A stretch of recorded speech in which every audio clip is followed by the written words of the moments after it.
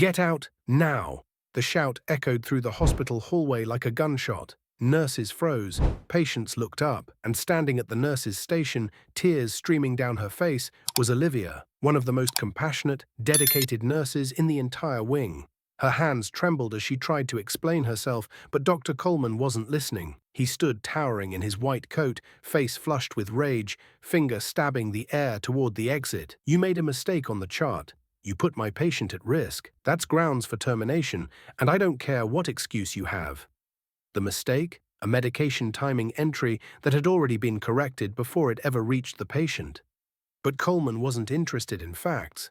His ego had been bruised in front of senior staff, and Olivia had become his scapegoat. She tried to defend herself, voice cracking. "Doctor, I caught the error. It was fixed in less than—" Coleman suddenly slammed his hand against the counter. "I said get out. You're done here."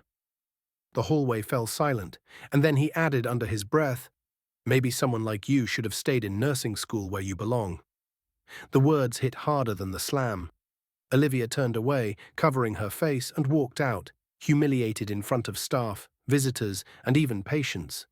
Behind her, whispers began. No one dared challenge Coleman. Not yet. That night, Olivia went home, devastated. She'd given 5 years to that hospital. Late nights, double shifts, staying past clock out to comfort families. One mistake, a mistake she fixed, and now she was gone. She cried herself to sleep, wondering if she'd ever be able to wear scrubs again without feeling shame. But what happened the next morning changed everything. At 7:42 a.m., just as Coleman was preparing for rounds, he was stopped by the hospital director herself. Beside her stood Olivia, not in tears but composed, silent. "Dr. Coleman," the director began, "we reviewed the footage, audio, and the full patient log from yesterday." He blinked. "I had every right—" She cut him off. "You had no right to raise your voice, let alone physically intimidate or publicly humiliate a nurse who corrected a minor clerical error before it became anything serious. And the footage makes it clear. This wasn't about patient safety. This was about your ego." Before he could respond, Olivia handed her phone to the director. "This is the voicemail he left me last night," she said quietly. On it, Coleman's voice raged. "You're lucky I didn't drag you out myself. Women like you think compassion makes you competent. You're a risk to this hospital." The room went cold. Coleman looked around, but the staff who once feared him now stood with their arms crossed. Olivia wasn't alone anymore. Nurses, administrator. Even 2 junior doctors nodded as the director turned back to him. "Effective immediately, you are suspended pending a full review. Security will escort you out." It was Olivia who stepped aside to let him pass. By 10 a.m., Olivia's badge had been reinstated.